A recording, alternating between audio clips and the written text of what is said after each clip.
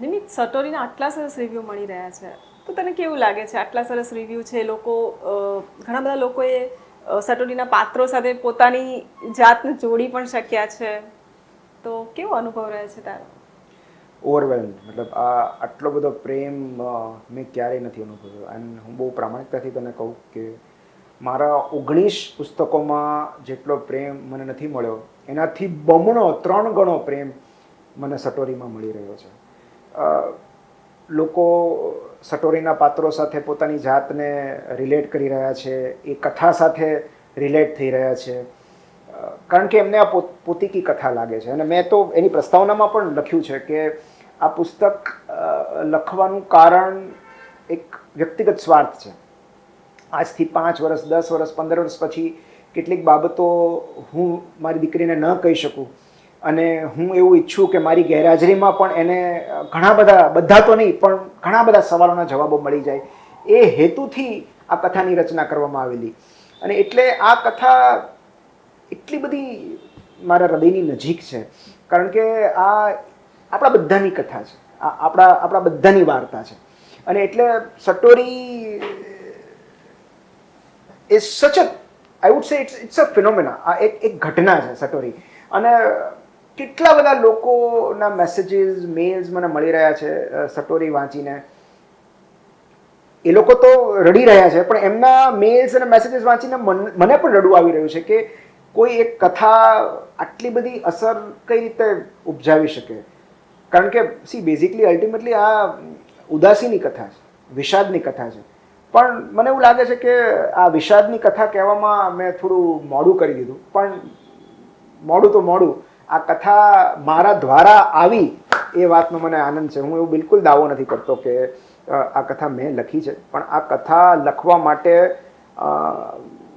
યુનિવર્સે મને નિમિત્ત બનાવ્યો. મને એ વાતનો આનંદ છે કે મારી પેનથી, મારા કીબોર્ડથી આટલી સરસ કથા જન્મી એ વાતનો. અને આઈ રિયલી વિશ કે મારી દીકરી જેવી કેટલી બધી દીકરીઓને કે કેટલા બધા લોકોને, માત્ર આ ભલે આ સ્વીકૃતિની કથા છે, પણ આ કંઈ માત્ર એ છોકરી માટે કે દીકરી માટે નથી લખાયેલી. આ દરેક જણને આ રિલેટ કરશે, કે દરેક જણને ઉપયોગી થાય એવી કથા છે. So I would say feeling blessed. Satori is a blessing. બધા વાંચી રહ્યા છે સટોરી, બરાબર, પણ તું as a author of satori, તને શું લાગે છે કે મેક્સિમમ કોના સુધી પહોંચવી જોઈએ આ વાર્તા? ટીનેજ સુધી. એટલે આ એવું છે,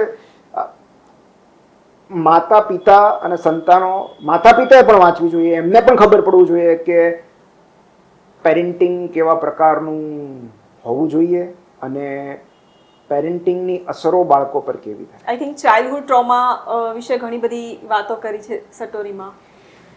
કારણ કે કેવું છે કે સદનસીબે કે કમનસીબે આપણે આપણા પેરેન્ટ્સ નથી બદલી શકતા. એમાં એક વાક્ય છે જે સ્વીકૃતિ કહે છે કે ઈશ્વર એટલી લક્ઝરી કોઈને નથી આપતો. પણ સ્વીકૃતિ તો એટલે લક્ઝરી શબ્દ વાપરે છે કારણ કે એવું બાળપણ એને અનુભવ્યું હોય છે. પણ એટલે જ મેં કહ્યું કે એ સદનસીબ છે, કેટલાક માટે સદનસીબ છે કે આપણા પેરેન્ટ્સ આપણે નથી બદલી શકતા. અને હું તો એવું કહીશ કે આઈ એમ સો ફોર્ચ્યુનેટ કે મને આવા પેરેન્ટ્સ મળ્યા છે. આની સામે બીજા 1 કરોડ વિકલ્પો હોત તો પણ કદાચ મેં આ જ પેરેન્ટ્સની પસંદગી કરી હોત. પણ દરેક બાળકને એવું નથી લાગતું. સ્વીકૃતિ એવું કહે છે કે જ્યારે ધ્રુવી સાથેનો એક સંવાદ છે, જ્યારે ધ્રુવી એવું કહે છે કે કયા સંતાનને એવું લાગતું હોય કે મારા મમ્મી પપ્પા મને પ્રેમ નથી કરતા, અને ત્યારે સ્વીકૃતિ એવું કહે છે કે બધા સંતાનોને એવું નથી લાગતું કે એના મા બાપ એને પ્રેમ કરે છે. તો કેટલા બધા નિગ્લેક્ટેડ ચાઇલ્ડહુડ અનુભવતા હોય છે, એબન્ડમેન્ટ અનુભવતા હોય છે, એમને એવું લાગે છે કે પ્રેમના અભાવમાં ઉછરેલા હોય છે. અને કમનસીબે તેઓ પેલું છે ને રીચ ડેડ પુઅર ડેડ, એને એમ લાગે છે કે આ જે રીચ ડેડ છે એ મારા પપ્પા હોવા જોઈએ. મારા પપ્પા તો બહુ ગરીબ છે, એટલે ગરીબ માનસિકતા સાથેના છે.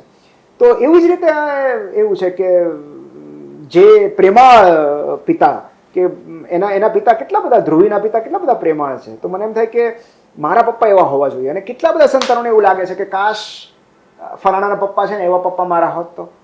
તો કમનસીબે આપણે પેરેન્ટ્સને નથી બદલી શકતા. આપણે પેરેન્ટ્સ વિશેની ઘણી બધી બાબતો નથી બદલી શકતા. એમની માન્યતા, એમનો સ્વભાવ નથી બદલી શકતા. અને એટલે આપણે જે વાત જે એકમાત્ર બાબત જે આપણા હાથમાં છે એ છે આપણી જાત. આપણે આપણી જાત બદલવી પડે છે, આપણે એમના પ્રત્યેનો અભિગમ બદલવો પડે છે. અને એટલે માત્ર પેરેન્ટિંગના ઇશ્યુઝને એડ્રેસ કરીને સટોરી છટકી નથી જતી. સટોરી એ પણ સૂચવે છે છેલ્લે કે મા બાપને એમની ભૂલો માટે કઈ રીતે માફ કરવા. અને એટલે આ કથા મારા માટે બહુ મહત્વની છે. બીંગ અ હોમિયોપેથિક કન્સલ્ટન્ટ મેં ઘણા બધા એવા કેસીસ જોયા છે કે જે પેશન્ટ્સની એજ 40 અને 50 હોય, સ્ટીલ એ લોકો ચાઇલ્ડહુડ ટ્રોમાની ઇફેક્ટમાં હોય છે. તો ચાઇલ્ડહુડ ટ્રોમા કઈ રીતે ઇફેક્ટ કરી શકે અને એમાંથી બહાર કઈ રીતે નીકળી શકાય? કારણ કે ઇફેક્ટ તો ઘણીવાર એવું થાય છે કે 40s ને 50sમાં આવ્યા પછી ઘણા બધાને એવું થાય છે કે હું આ રીતે એટલા માટે રિએક્ટ કરું છું કારણ કે આનું મૂળ ક્યાંક ને ક્યાંક મારા બાળપણ સાથે જોડાયેલું છે. પણ આમાંથી બહાર કઈ રીતે નીકળવું એ પણ જરૂરી છે અને એની સમજણ પણ બહુ જરૂરી છે. તો કઈ રીતે આપણે એમાંથી બહાર નીકળી શકીએ? એક બહુ સરસ ડોક્યુમેન્ટરી છે, એનું નામ અત્યારે ભૂલી ગયો. કેનેડિયન ફિઝિશિયન છે ગેબોર મેટે, આઈ વુડ સે, મને એનું નામ ભૂલી ગયો. ટ્રોમા સમથિંગ છે, જે નેટફ્લિક્સ પર અવેલેબલ હતી.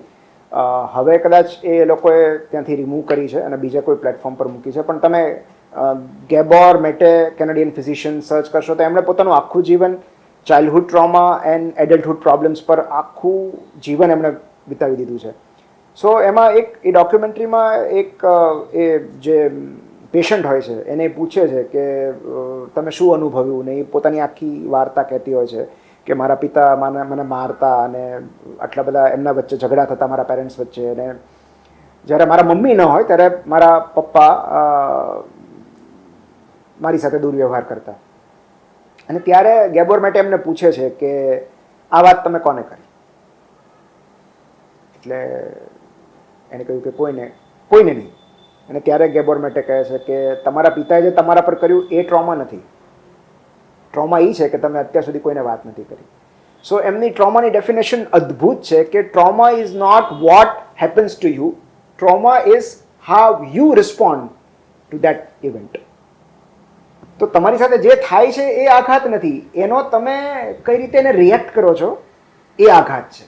અને એટલે જ્યારે ચાઇલ્ડહુડ ટ્રોમા જે છે એનો સૌથી મોટો છુટકારો, એનો સૌથી મોટું રિડમ્પશન, સૌથી મોટો ઉદ્ધાર એ સભાનતા છે કે તમારી સાથે ચાઇલ્ડહુડ ટ્રોમા થયો છે. બાળપણના આઘાતોમાંથી બહાર આવવાની જડીબુટી કે એનો ઉપાય એ વાતમાં રહેલો છે કે તમે એ પ્રત્યે સભાન થાવ. અને એકવાર એ સભાનતા આવશે કે ઓકે મારી સાથે આ થઈ ગયું છે, but I can rewrite my story, મારું હવે પછીનું જીવન આનાથી મુક્ત થશે, ત્યારે તમે આપોઆપ એનાથી મુક્ત થઈ જશો. કારણ કે જે મેં સટોરીમાં કહેલું છે એમ કે જ્યાં સુધી તમારા સબકોન્શિયસમાં રહેલું કશુંક બહાર નથી આવતું, તમારા કોન્શિયસ માઇન્ડમાં નથી આવતું, ત્યાં સુધી તમારી જાણ બહાર એ તમારા જીવનનો દોરી સંચાર કરે છે. સો એ જ્યારે તમારા કોન્શિયસનેસ ફિલ્ડમાં આવે છે, જેવું એ તમારી સભાનતા ક્ષેત્રમાં આવે છે, એવું આપોઆપ તમે એમાંથી મુક્ત થઈ જાઓ છો. અને માટે એ